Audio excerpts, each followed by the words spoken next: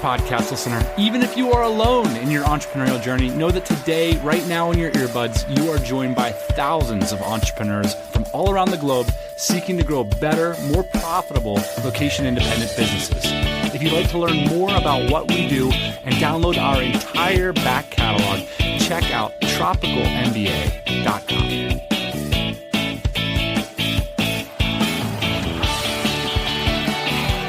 I was not aware that you could walk into a luxury hotel and just rent a conference room. Was not on my radar. Take a listen. It's quiet. You can't hear any sweeping in the background. So it's a first for the TMBA podcast. Free mints and water, a little bit more expensive than a cafe, but I'll take it. I'm in Bangkok this week getting set up for DC BKK. I was very pumped to run into my good friend David Hehenberger from WPcast.fm and fatcatapps.com. This is kind of like full circle because back in episode 50, David used to edit the show. Then he worked with us. Then he consulted for us. And then he took a downshift from his consulting practice, which was funding his lifestyle, funding his world travels. He took a downshift to focus on building a software company that he felt like would be sustainable, that would give him a long-term trajectory for success and income on the terms that he wants them. You know, he doesn't want to be serving clients anymore. He wants to be building assets. And I think a lot of you are going to find this interesting because this is an approach to software that I think non-technical people could take. You know, I often say, if you're not a software developer, heaven forbid, don't start a software company. But that's because people that have an idea, it's the next TripIt for Facebook, for moms, for this, and they go into the product cave for 8 months with an Indian development firm and come out 35 grand to the negative later. And how many people have we known that have done that? Watch what David's done here. He's focused on existing ecosystems and leveraging data that's available out there to determine what's going to work. He cash flowed it right out of the gate. He started small and he's funding his education. He's taking a long-term approach to this. He built a team for under $1,000 a month. And yeah, you know, I think you could take this approach to software if you're not highly technical. You know, David has a technical background, but I think someone with a non-technical background could take this approach. So I'm so happy that David came by and shared this story with us, how he launched and cash flowed Fat Cat Apps. You know, I've had an experienced software developer that I respect come up to me and say, you know what, I looked at what David's doing with his business, and that is really cool. And I totally agree. And this is such a TMBA approach to business. I think that if you're out there wondering, like, you know, where does success come from? You know, you're looking at all these super successful people. Where does it start? I think it starts like this, the kind of mindsets, the kind of approach David's taking. If I were going to get started with a new business today, I'd be following in David's footsteps. So let's take a look at it. If you have comments or questions for David, check them out. You can click on your phone and click comment on the show notes, or you can check out the notes on our website, tropicalmba.com/fatcat. All right, let's get started.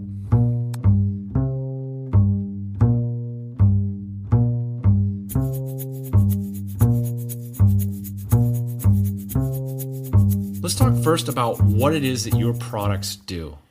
Okay, so like the grand concept for my products is basically help marketers or business owners in one way or another drive conversions on the WordPress site.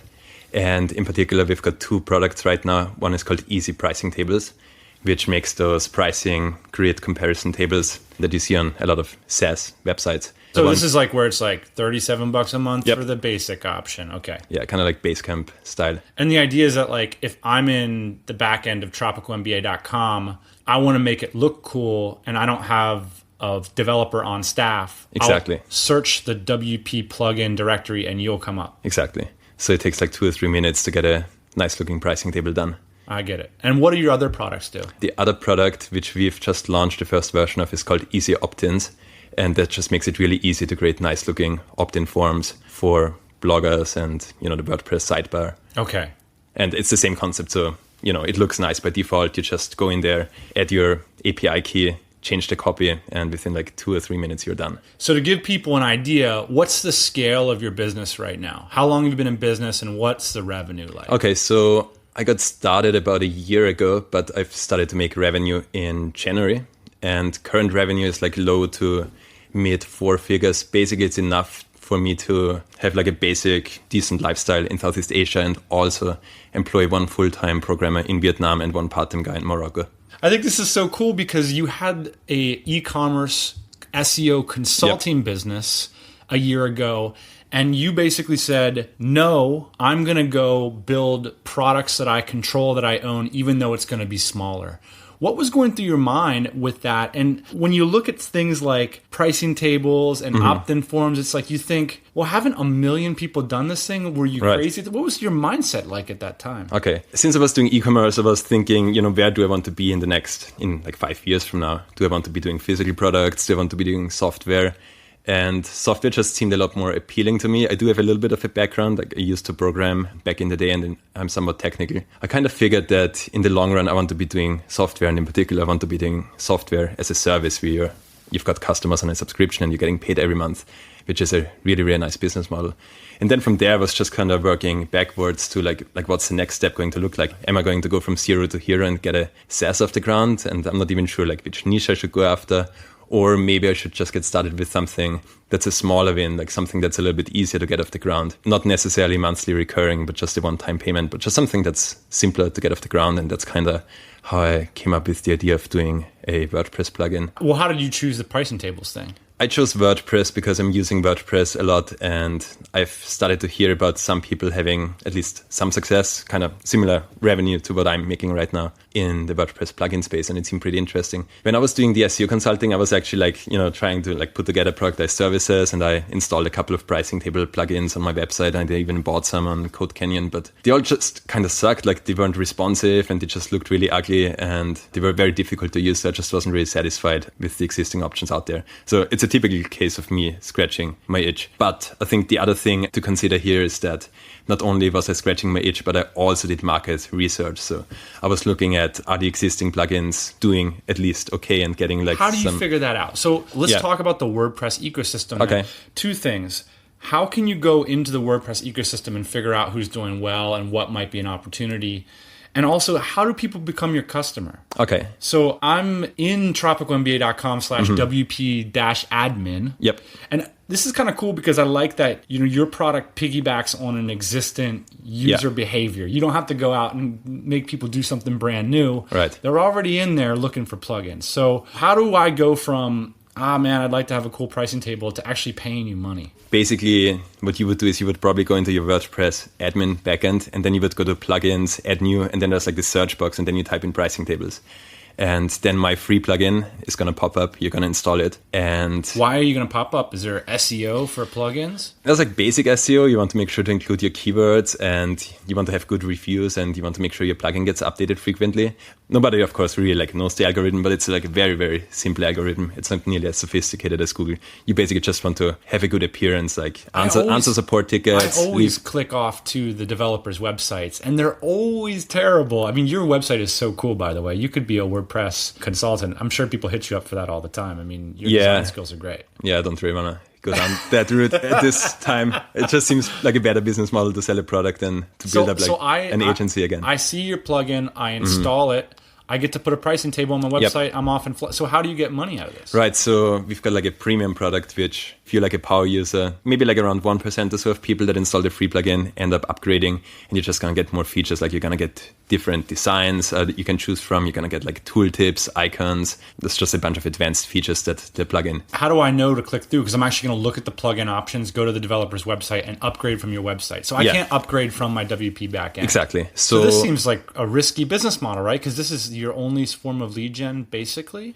Right. So at this point, I'm experimenting with affiliates, and I'm getting like a little bit of traction there. But it is basically, that is mostly it. So when you're in the back end, you're going to see like a, kind of like a banner ad talking about all the benefits of the improved version of the plugin. And also we've got like our settings of the premium plugin in the free plugin, but you can't click on them. And when you click on them, you get like a prompt where it says you have to upgrade to the premium version to do so. How do you learn how to do this? So they're good resources of people that are teaching you these kind of things? It seems it's pretty small ecosystem still. So I was just looking at what other people are doing, and I think I just basically kind of copied some of the better ideas, some of the better things that other developers did. So how can people, go into this ecosystem and determine what's working for people, what might be a profitable niche to go into? There's like multiple types of business, but one way to look at it is aspirin versus vitamin. And aspirin is something where you have like a very immediate need, like I've got a headache, I need an aspirin. Vitamin is kind of preventive, like, oh, I should take the vitamin C, so I'm gonna maybe live longer, So but I don't really know. Salesman. So this business is definitely an aspirin business where people have the specific need of pricing tables. You can go into the Google keyword tool and, see how many people search for that. And it's not that many, it's just like a couple hundred people that search for WordPress pricing tables. What I found is that the actual search volume within the WordPress directory is much, much larger than in Google. And the other thing you can do is you can look at potential competitors' plugins, other pricing table plugins, and you can just see how many downloads are they getting. Do they have like 100,000? So the WordPress directory has a plugin count. Yep. And you see they're getting like 200 downloads every day. And then you can be like, well, they're getting 200 downloads. Assuming they're converting 1% of those into customers, they're doing pretty good. Right. And it's also an idea of like, this is what the market wants. Maybe there's something that plugin doesn't do that you know about. Yeah. Right. Exactly. So, and there's a lot of other ecosystems like this that you could attach to. I mean, one of the things that you mentioned to me a while ago is that you're following this strategy of step up rather than go for the big swing. I mean... Right, the stair-step approach, as Rob Walling calls it. Yeah, tell me about it. We both love Rob Walling. Explain to me how that works in terms of your mindset. The basic idea is that it's very difficult to go from like zero and not having a product business to having like a SaaS that makes $20,000 a month in recurring revenue. It's just like a very, very difficult thing, but it's much easier to get like a small win, like this WordPress plugin this plugin is never going to make 7 figures a year. It's probably never going to make 6 figures a year either, the Easy Pricing Tables plugin. It's like good enough as like a first step, and you can kind of build up like a team of developers and designers and like a customer base and just getting started covering living expenses. You bring up a good point, which is, so, you're funding your education, you're putting cash in your coffers, you're building your team. Yeah. So one of the things that I'm interested in when people are doing business on Amazon or they're attaching themselves to other ecosystems is, at what rate do you own these relationships with the customer? So what's your customer asset look like? Well, so the customers that do purchase from me, I've got their email address and the information, because it's on my website. So the way it works, they click on the banner ad, they go to my website, and I've got a shopping cart installed there. And then if they buy it, they get added to my email list. So I own all of that. In the case with WordPress, the free installs, there's not really like any way for me to say get the email address of everybody that installs it for free. One thing that I do is after installing the free plugin, they get like a small pop-up where they can sign up for a 5-day crash course on how to build highly converting pricing tables, and they can enter the email address there. So I'm getting like some people to sign up for that. And that's like one way, at least for me to, market to them. Here's an ignorant question, but would it be possible to search the web for like your specific code base and see all the websites that have installed your plugin and then reach out to those webmasters? Yeah, that would be possible. I've thought about that. Just one of the things that I might get to at some point. To do this. Okay, so I'm curious to understand the barriers to entry here. Mm-hmm. How difficult is it to develop a software app like this? Because I'm sure a lot of people are going to look at your story and say, I'd love to get out of consulting. I'd love to build a product. I don't build software. Mm-hmm. So can you give us an idea of like timeline and scope? And do you feel like non-technical people could take on this challenge? Yeah, I think especially building a WordPress plugin or probably also a Shopify app, something that's on a kind of piggybacking of an existing platform, it's just going to be much easier and much faster. Again, also from a technical point of view, not just from a business point of view, than getting a completely new SaaS off the ground where there's all kinds of stuff you have to worry about. So I think it's pretty simple, and even if you're non-technical, you should be able to hire somebody. I think that I could have. So I built Easy Pricing Tables myself, first version, but right now I'm not really touching the code base that much anymore since I've got those developers. But I think in retrospect, I could have probably spec'd out the plugin and hired the development. I think the first version, which was just a free version, not the premium plugin, but I could have probably gotten it done for like $1,000 or so. $1,000? Yeah, like a basic version, and not the premium version that I'm selling right now, but just like a basic kind of bare bones version to, throw up in the directory and see if it gets some traction. So walk me through that process then. How would you find somebody to build this for $1,000 for you? And what kind of spec would you need to deliver to them? In terms of the spec, if you're non-technical, I would probably create some mockups, maybe use a tool like Balsamiq. That's what I use. The design assets as well. If you're doing pricing tables, you probably want to get some nice looking pricing tables, so you can hire a designer, or actually with the free version of the plugin, I'm just piggybacking off like an open source design library. So the pricing tables, they weren't like even designed by me. I'm just using like open source. I use Sketch the software to do this. Yep. And what I'll do is I'll just take screenshots and drop them into Sketch and move things around. And I have a perspective which is similar to something that you mentioned in the notes here, is that if you're going to get into the software game, deciding where the buttons goes, if you're a bootstrapping entrepreneur, is your job. Yeah. Like your product is the buttons. Yep. Your product is what this thing looks like. Yeah. So you can't go to Odesk and like hire some graphic designer. And I see this all the time, like usability is the product. Yeah, absolutely. So I think that's much more important than the code. It's so important that both the front end, but the pricing tables that the users end up seeing, but also the user interface. It's just so important that it looks nice and it's easy to use. And I think that's as John Myers would also say, it's a competitive advantage. It's one way in which you can differentiate yourself. And I think especially within the WordPress directory, the WordPress community, there's a lot of programmers with very little sense of design. So I think there is a real opportunity there to look at existing stuff and figure out if you can make it easier to use. Right. And I'd like to say that, and I've been through these ropes, a lot of the people that are best at quote design are not designers. They're people who take an interest in what users are doing with products. They care about users. You do not have to have a degree, you do not have to be able to use Photoshop. You have to care about your users. Yeah.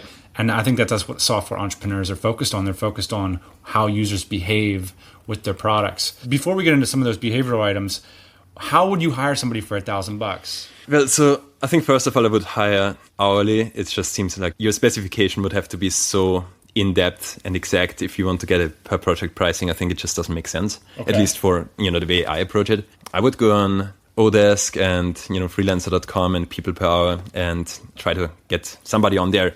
And I did write a blog post about this process a while ago. And I would basically, get applicants and then have them do a test project and then choose the one who, takes the least time and writes the nicest. And how did you find code. your current developers? So one of them I found on, I believe, people per hour. And the Vietnamese guy who's full-time, I found him on, I think, VietnamWorks.com. And what does a Vietnamese developer go for? And tell me what it's like to work with him. He's $500 per month. And he lives in Da Nang, which is a cheaper region. So it's a little bit cheaper there than Hanoi and Saigon. He's 25, so he's got like maybe 2 or 3 years. Do you work with experience. him on a daily basis in Slack? Yeah. So his English is good enough to get work done, but sometimes it's a bit difficult to talk to him. So we're mostly using chat on Slack and Trello. So that's how I work with him. But here's the thing. If you don't know anything about programming and if you need somebody to do all of the heavy lifting for you, you can't get a guy for $500 a month. It might make sense even to, like a Westerner and, pay premium and pay like $50 or $60 an hour for it. Then you're probably not going to be able to get it done for $1,000 though. If you're completely non-technical, you need like somebody who is, I think, like a trusted consultant, not just somebody who can write code for you. You started Easy Pricing Tables a year ago. Yep. Now, knowing what you know, you've built yourself a small lifestyle business off of this product alone. What would you do differently if you could go back a year? I really think I would try to launch faster. I would have probably hired somebody from the get-go to build the plugin. So I would still have learned basic WordPress programming because I think it's important. At least it's very useful to have a basic understanding of what's going on. So I would have still done that. I would have done like some basic courses, spent like 2 or 3 weeks learning how to code WordPress, but I would have outsourced the product from the beginning. And I think outsourcing the product development would have also allowed me to focus a little bit more on design and usability. There's this thing where if you're both designing the product and writing it yourself, you have to be very, very disciplined to not make decisions that are easy to program, but maybe less than ideal for the usability, for the user interface. So if I were to, redo Easy Pricing Tables, I've actually got thoughts of maybe redoing the interface from scratch, because I think while the interface is easy to use, there's definitely some compromises that I made because I was designing and developing at the same time. For people that are interested in making a successful ecosystem plugin, like what are some things that you've learned about interface design over the past year? So I think the biggest thing with Easy Pricing Tables is that I would have built a live preview. So what you're doing right now, the user interface it's quite abstract. So, you can like reorder the columns and you add the features in there and you kind of get a sense of what it might look like. But then basically after you make all those changes, you have to like hit the button and then like a new window opens and then you see what it looks like. So it is a little bit abstract, and I would like to read it at some point in the future. That's one of the things we did different with Easy Opt-ins, is where you've got like this live preview and you basically see what the opt-in form that you're working on exactly looks like on the live website. That's the biggest thing. General principle is just to don't make me think. So basically, if you're using a software, you just like want to use as little brain power as possible. So just like assume that your users are stupid. Not because they are stupid. Because they don't care. Yeah, not because they are stupid, but they just want to use as little brain power as possible on, using your tool, because they've other more important things going on in their lives than using some software. Right. If people are thinking, maybe they'd like to get into this, start small, take the step ladder approach up to bigger and better things as you build and basically cash flow your education, doing the types of work that you want to do in a 5-year trajectory. What do you think are some next steps for some people? What are some opportunities that they could look into so that they could kind of repeat what you've done? Yeah, so I think the WordPress ecosystem is still very, very interesting. There's a couple other ecosystems, Magento for e-commerce, Shopify, and I think there's a couple other open source e-commerce platforms that also have a big user base. And the nice thing with those is that oftentimes you can charge a lot more for your products than you can in the WordPress world, where you've got more of a kind of like a prosumer kind of customer, where, maybe it's like a photographer that is kind of like building a website on the side for his own business. But in the e-commerce world, you have shops making millions a year, and they're more likely to spend like $200 on a product instead of $29 or $39. Right. And what is your pricing currently? What's your pricing strategy? So with easy pricing tables, we've got a personal plan which gives you a license for one website, and that's $29 and includes 1 year of updates and support. And then we've got like a 5-site license, which is $49, and an agency license for unlimited sites, that's $149. And how do you regulate who uses what, or is it just the Boy Scouts honor? We do have a licensing system, so if you're interested in building WordPress plugins, I would recommend you use Easy Digital Downloads, which is a shopping cart, and they've got an extension which allows you to generate software licenses for the plugins that you sell. Okay. But WordPress is open source, so somebody could just go in and, remove the licensing code from the plugin and send it to their friends, and there's nothing we can do, and he's not even breaking the law. People just seem to be happy, to pay for a nice product that saves them time and money. Well, and you were also kind enough to give us a list of links that have inspired you along your journey. So maybe we can flesh that out a little bit this afternoon and at this post. Yeah. If people want to follow up with you, if they want to listen to your podcast, we'll have a host of links at this one. So, David, thanks for inspiring a lot of the show, editing a lot of it, being behind it, and coming by when you do something new and cool. And we hope you'll come by when you launch your next product. Yeah. Glad I was finally here to talk business. Yeah. Hey, thanks for listening to the Tropical MBA podcast. You can go to tropicalmba.com, get access to hundreds of back episodes and all kinds of other goodies. Load up your iPod. That is the cheapest way to fly business class on your next international flight. We will see you next Thursday morning, 8 a.m. Eastern Standard Time.